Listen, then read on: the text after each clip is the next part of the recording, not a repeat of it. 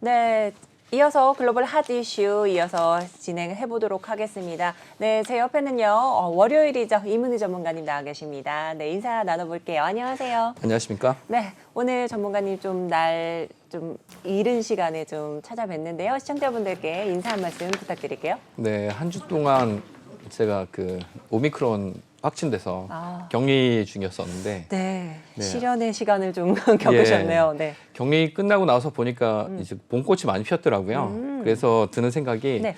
이 코로나 팬데믹이 지나고 나면 또 뭐가 우리를 기다리고 있을까 이런 생각이 좀 들었습니다. 그래서 좋은 소식이 좀 기다렸으면 좋겠다는 생각이 좀 들고 그렇죠. 이렇게 이제 그 시청자 여러분께 전해드리는 이런 소식들이 네. 여러분들의 어떤 재테크 이 투자 상황에 걸맞는 정확한 정보가 돼서 여러분들의 좋은 결과를 좀 이끌었으면 좋겠다는 생각입니다. 네, 좋은 말씀 감사드립니다. 자, 그러면 이제 본격적으로 이야기를 좀 나눠보도록 할게요. 방금 전에 우리 외신을 통해서 좀 살펴봤는데 테슬라가 1분기 전기차를 31만 4,048대를 공급한다. 이런 좀 기분 좋은 좀 기사가 있습니다. 어떻게 보셨을까요? 네, 테슬라 주주 여러분 뭐 축하드립니다. 서학개미 분들이 제일 많이 가지고 계신 네. 종목 중에 하나가 테슬라잖아요. 네네. 테슬라가 굉장히 많은 이슈를 많이 만들기도 하고 그 CEO 리스크라고 해서 일론 머스크가 트위터에 무슨 말을 다느냐가 그 자체가 리스크가 좀 맞습니다. 되고 네. 뭐 그래서 이제 주가가 굉장히 많이 출렁거리기도 했는데 테슬라가 어떻게 보면 이제 완성차 제조업 업체로서 그 자리를 잡지 않았나 이런 생각이 좀 듭니다. 네. 이게 지금 그 31만 4천 대라는 거는 그 보통 이제 분기당 공급 대수로는 굉장히 적은 대수입니다. 그래요.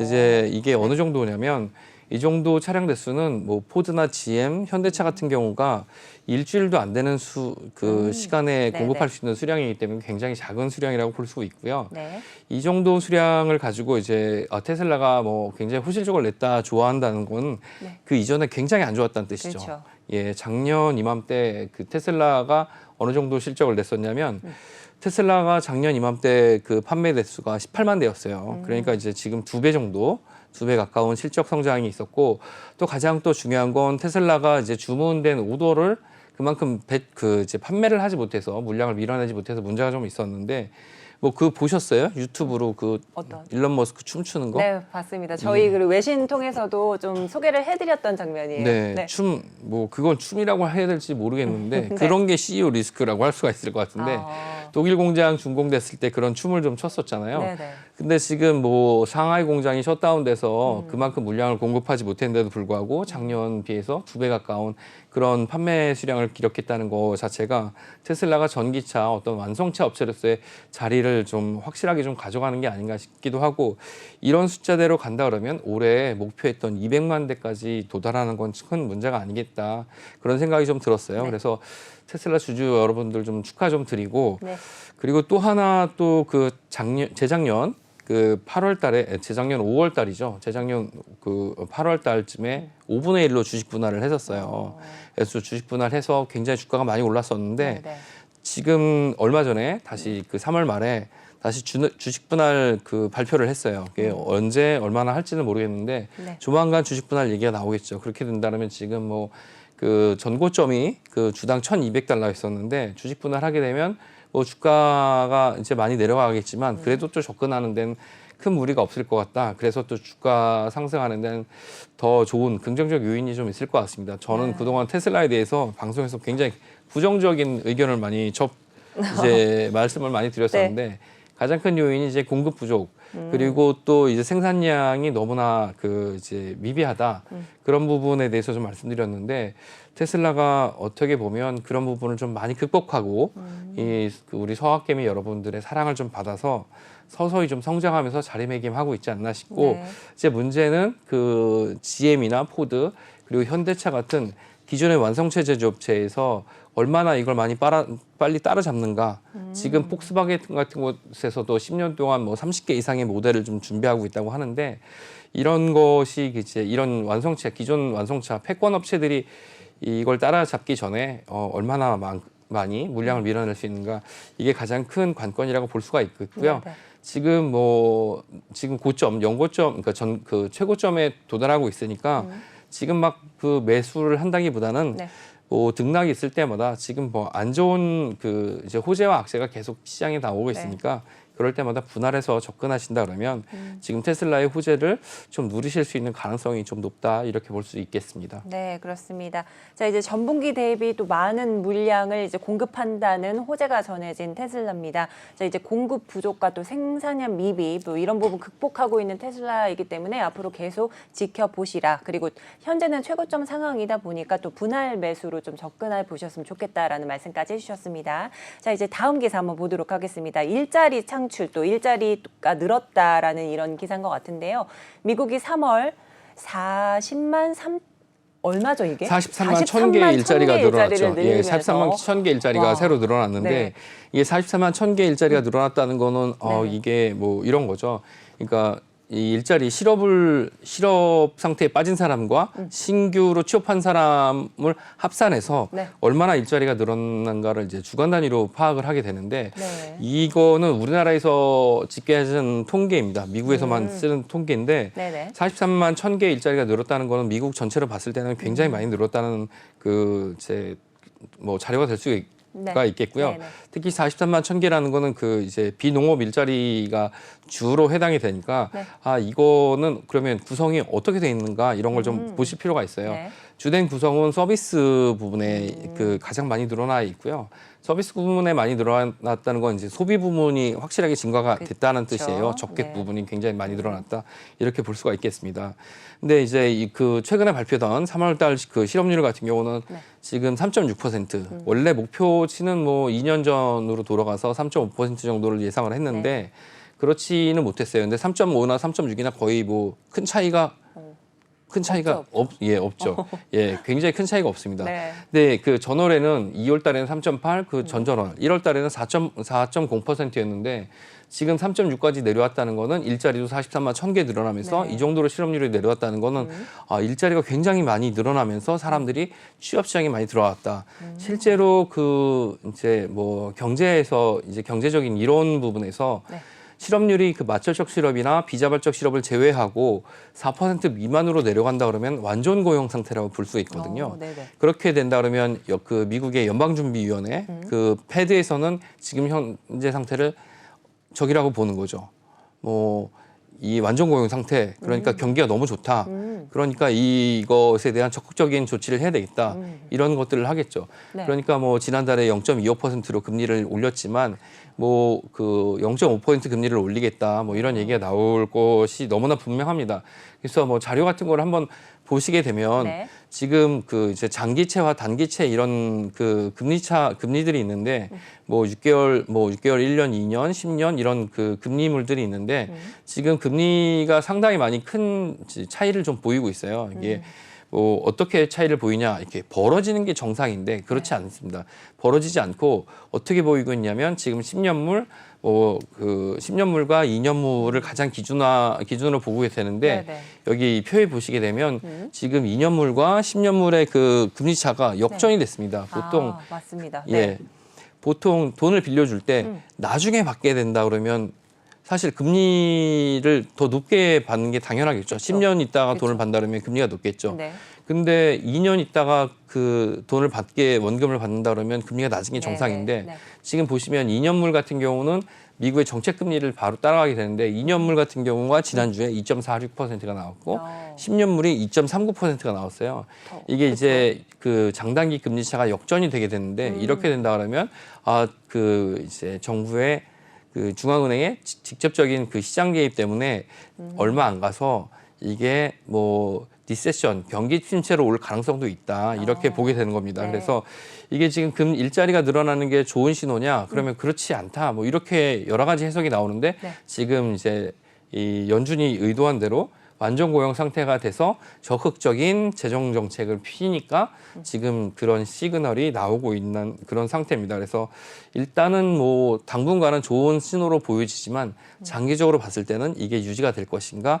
요거는 좀 신경을 써봐야 될 것 같고요. 일단 말씀드린 대로 43만 1,000개 일자리가 늘어나는데 대부분은 그 접객, 뭐 호텔, 뭐 요식업, 뭐 이런 외식과 관련된 그 접객 업종이 많이 늘어났기 때문에 그 부분에 있어서 어떤 부분이 상승하게 되고 어떤 부분의 기업들이 실적이 좋아지게 될지를 한번 신경 쓰시면 뭐 투자하시는데 좀 도움이 되지 않을까 그런 생각이 좀 듭니다. 그렇습니다. 자, 이제 일자리가 증가한 미국인데요. 대부분 서비스업이 조금 늘은 이런 상황입니다. 그러면 소비 부문이 증가를 했다라고 이렇게 좀 해석이 될 수 있겠는데요. 네네. 자, 당분간은 좀 좋은 신호로 좀 나올 것 같지만 네. 장기적으로는 조금 더 지켜보셨으면 하겠다라는 예, 이런 말씀까지. 특히나 이제 네네. 이것과 관련돼서 또 하나 말씀드리면 네네.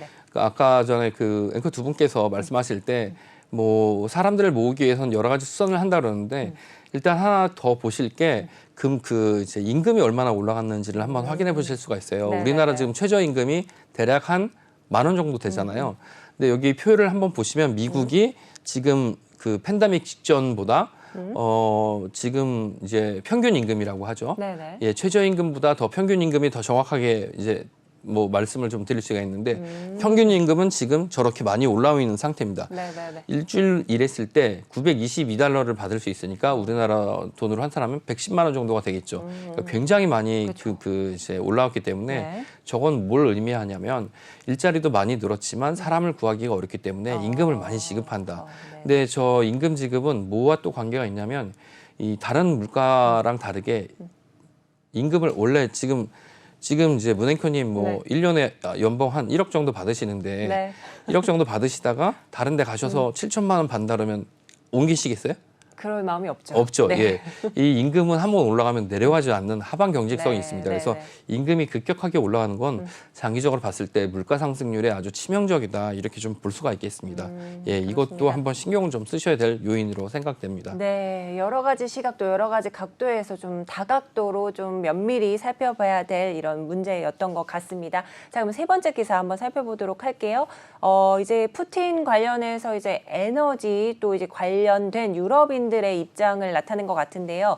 우크라이나 사태에 기반으로 해서 에너지 배급제를 좀 기다리고 있는 유럽인들이다 이런 네. 기사였습니다. 어떻게 보셨을까요? 네, 이게 지금 우리나라는 제가 아까 말씀드린 대로 꽃도 피고 네. 개나리도 만발하고 뭐 아주 좋더라고요. 네. 어제 주말에 다녀보니까 네. 이 경기가 끝나서. 근데 유럽은 뭐 문학형님 잘 아시겠지만 지금 유럽 가면 기온이 아주 난리 네네. 아닙니까? 네네. 아주 변덕스럽고 예, 뭐 우리나라처럼 이제 봄 날씨가 좋기도 하다가 갑자기 뭐 그 영상 뭐 0도에서 5도 사이에 비도 많이 오고 굉장히 서늘한 날씨가 좀 지속되는데 네. 그러니까 러시아로부터 유럽이 받는 그 에너지 의존도가 가스는 40%, 뭐 원유는 25%, 네네네. 뭐 석탄은 45% 정도 됩니다. 특히나 유럽 같은 경우는 최근에 그런 게 있었죠. 그 이제 뭐 그린 청정 에너지로 네. 바꾼다고 하면서 네. 지금 러시아산 가스 의존도가 굉장히 높습니다. 그래서 만약에 그 이제 뭐 러시아에 대한 강한 제재를 하면서 네. 러시아산 가스를 줄이거나 러시아산 가스를 대체한다 그러면 공급처가 굉장히 그 이제 뭐 제한되기 때문에 맞아요. 가스를 이제 마음껏 쓸 수가 없게 되는 거죠. 뭐 씻지도 못하고 네. 뭐 식사하는데도 문제가 있고 저번에 또 말씀드린 대로 가스를 통해서 비료 생산을 해야 되는데 그것도 좀 네. 어렵게 되는 거죠. 네네. 그렇게 된다 그러면 유럽인들이 생활하는 거는 우리보다 상당히 척박한 환경에서 살고 있지 않습니까? 그건 뭐 난방도 좋지 않고 네. 제가 이맘때쯤에 유럽 갔을 때 아주 참 고생하셨군요. 예, 좋지 않더라고요. 네. 예, 뭐 그렇게 그 사람들이 뭐 여행하면 유럽을 선호하는데 네. 뭐 좋지 않던데 이 가스가 끊어지면 정말 유럽 사람들 5월 말까지 고생입니다. 그렇죠. 예, 그러니까 아무래도 그 러시아의 어떤 이 자원의 무기화에 상당히 지금 유럽 사람들도 본인들이 제재하는 거에 대해서 좀 조마조마하는 그런 상황이 아닐까 싶고요. 네.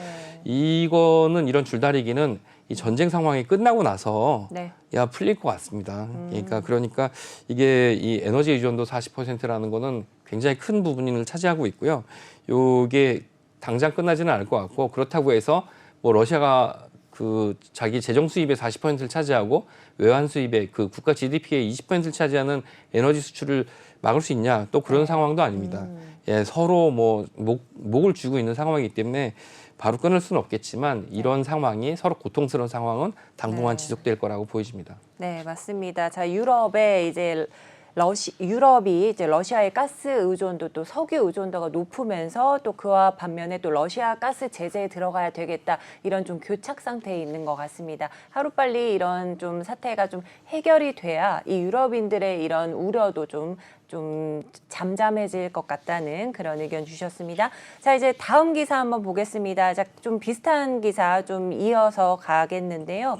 경기 후퇴는 없었다. 하지만 러시아 우크라이나 전쟁으로 인한 성장은 둔화됐다라는 이런 기사입니다. 네, 이게 뭐 IMF 자료를 좀 인용을 해서 말씀을 좀 드리면 우리가 그 2020년에 본격적으로 전 세계에 이제 코로나 팬데믹이 시작이 됐잖아요. 네. 그때 IMF에서 전망한 세계 그 경제 성장률이 우리나라는 1.5%라는 높은 성장률을 보였습니다. 예. 근데 전 세계 경제 성장률은 마이너스 3.1%였거든요. 네. 그리고 나서 그 2020 그 이제 기저 효과죠. 그 전년도가 너무 나빴기 때문에 2021년도는 그 전 세계의 경제 성장률이 5.9%로 많이 올라왔어요. 네. 근데 그렇다 그러면 전년보다 올해가 더 많이 올라왔어야 되는데 IMF는 올 초에 4.9%의 전 세계적인 경제 성장률을 예상을 했다가 실질적으로 이제 최근에 조정을 한 게 4.4% 정도로 그 내려갈 것이다 이렇게 예상을 했습니다. 네네. 이유는 뭐 여러 가지가 있습니다. 원자재 가격 상승도 있고 뭐 전쟁 문제도 있는데 이게 뭐 이 국한된 문제, 그 러시아와 우크라이나 사태에 대해서만 이제 국한돼서 말씀을 좀 드리면 세 가지 요인이 지금 발목을 잡고 있는데요. 이제 에너지, 곡물 그리고 원자재가 그 가격 불투명성이 굉장히 그 많이 작용을 하고 있습니다. 물론 이 전쟁 때문에 에너지나 곡물이나 지금 그 원자재의 공급이 완전히 중단된 건 아닙니다.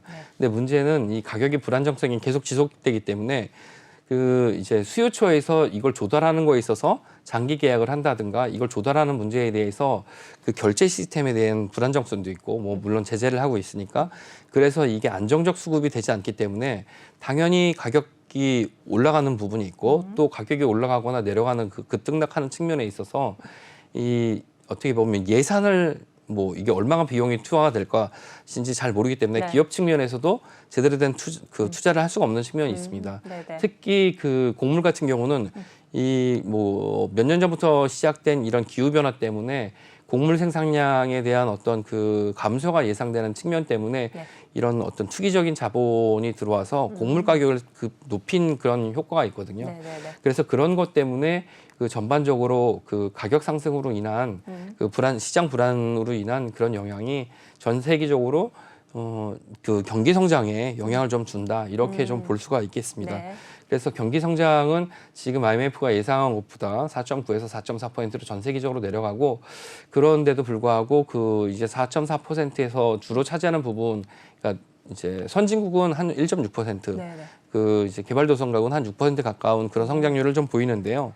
그럼에도 불구하고 경제 성장이 둔화가 되는 그런 요인은 이제 수정된 그 이제 자료가 좀 나와야 되겠지만 이 이제 에너지와 곡물 그리고 그 원자재 가격의 변동성이 얼마나 지속되냐에 따라서 전쟁과 관련해서 하반기에 어떻게 이어지냐에 따라서 그 영향이 좀 더 미쳐질 것이라고 생각이 좀 됩니다. 네, 그렇습니다. 제 에너지, 곡물, 원자재 이 가격 불투명성 때문에 현재 조금 시장이 조금 많이 경제 성장이 좀 둔화되고 있는 것 같습니다. 하반기로 갈수록 이런 흐름들이 조금 더 완화되게끔 조금 그런 가능성들이 열렸으면 하는 그런 바람입니다. 자, 그러면 이제 해외 뉴욕 3대 지수 간밤 그 지난 장 한번 살펴보도록 할 텐데요. 네. 뉴욕 3대 지수가 일제히 또 상승을 했습니다. 네. 그렇게 되면 또 저희 증시도 같이 또 가는 네. 커플링 현상도 좀 나겠죠. 그렇죠. 네. 우리나라 증시는 그 나스닥의 영향을 굉장히 많이 받는데요. 그 나스닥의 영향을 많이 받는데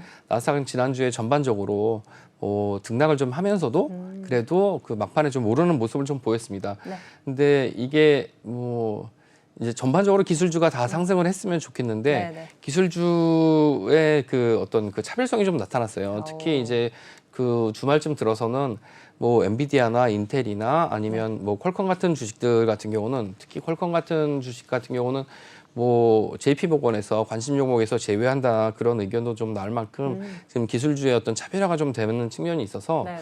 그래서 나스닥의 그 어떤 그 이제 슈팅 그러니까 올라가는 그런 모습들은 좀 둔화되지 않을까 좀 그런 생각인데요. 네. 이게 가장 큰 요인은 그런 거죠. 이 계속 반복해서 나오고 있는 물가 상승, 그 전쟁에 대한 이야기가 지금 경기 전체 측면에 영향을 미치지는 않는 것 같습니다. 네, 네. 그러니까 주식 시장으로 한정을 한다면 예, 그 전쟁이 뭐 발발됐을 때 2월 말에 발발되고 나서 지금까지 오면서 주식 시장에 영향을 미쳤던 것만큼 전쟁 자체가 영향을 미친다기보다는 오히려 그 이제 원래 가지고 있던 어떤 기본적인 그런 그 펀드멘탈에 영향을 미치는 뭐 물가 상승이나 이런 부분이 그 이제 시장에 주식 시장에 영향을 미치고 있는데요.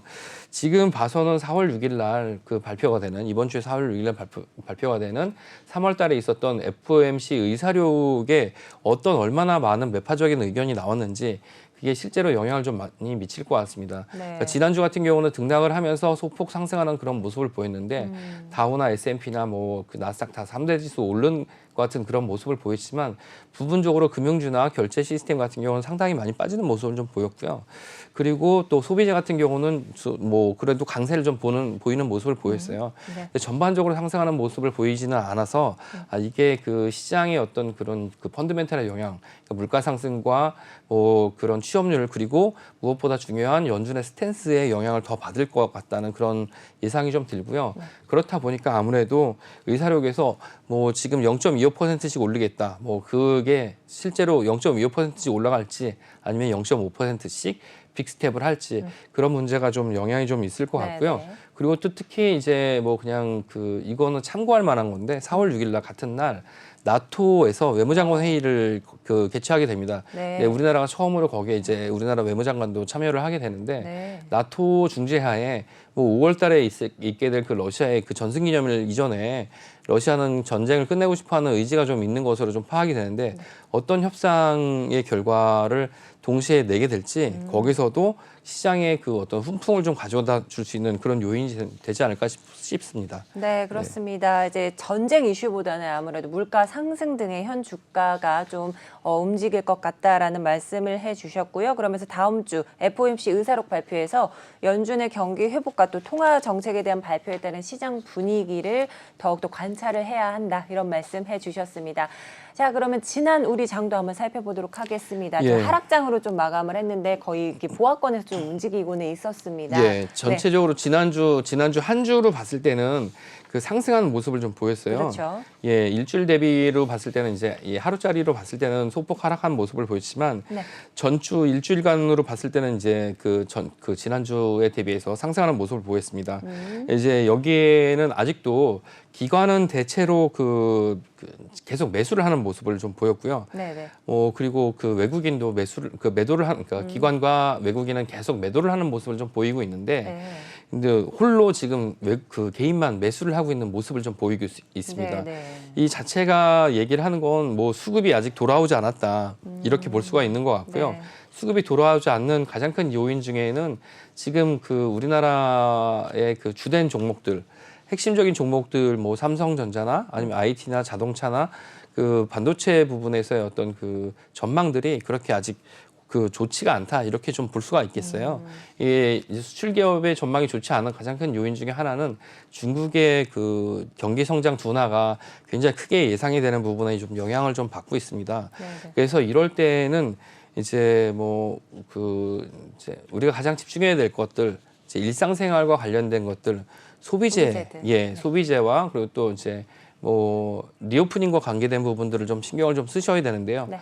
뭐 마스크를 벗고 이제 좀 있으면 뭐 그런 얘기 나오죠. 예, 외부에서 이제 마스크 본다고 하잖아요. 네네네. 그럼 이제 뭐 시청자 여러분들 외부에서 문정원 앵커님 만나시면 저 아름다운 외모도 직접 보실 수도 있을 텐데 네. 그렇다면 이제 화장품도 많이 팔리고 그렇죠. 예, 옷도 많이 좀 판매가 좀 되고 네네. 그렇겠죠. 그래서 외부 활동과 관련된 그런 것들에 대한 그 소비재, 그 리오프닝 관련된 것들에 대한 관심을 좀 가졌으면 좋겠고 네. 지금 뭐 이번 주죠. 이번 주에 나오게 될 FOMC 의사록에서 이번 주죠. 네. 예, 나오게 될 그 결과에 따라서 실제로 그 빅스텝으로 갈 의사가 좀 분명하다 그러면 그 우리나라보다는 아무래도 미국이 금리 네. 인상의 폭이 더 클 것이기 때문에 미국과 관련된 미국의 그 지방은행 실제로 대출을 관계대하는 그런 은행들에 대한 투자도 좀 신경을 써보셔야 될 것 같습니다. 네, 그렇습니다. 자, 이렇게 해서 저희 뭐 화장품 관련주나 아니면 뭐 또 이런 리오프닝 관련주들, 소비재 관련한 이런 것들 많이 보시라라는 말씀해 주셨고요. 자, 그러면 오늘 우리 시장 전망을 좀 간략하게 들어볼 수 있을까요? 네, 오늘 같은 경우는 지난주와 그러니까 주말 동안에 특별한 이슈가 발생하지 않았습니다. 네. 오히려 그 러시아군이 뭐 수도 그 키이우에서 이제 후퇴를 하고 그 동부남부 쪽에 집중을 한다 뭐 이런 소식으로 그냥 전쟁은 이제 그 뉴스의 시장에 영향을 주는 그런 뉴스가 되지 않는 그런 모습을 좀 보이고 있고요.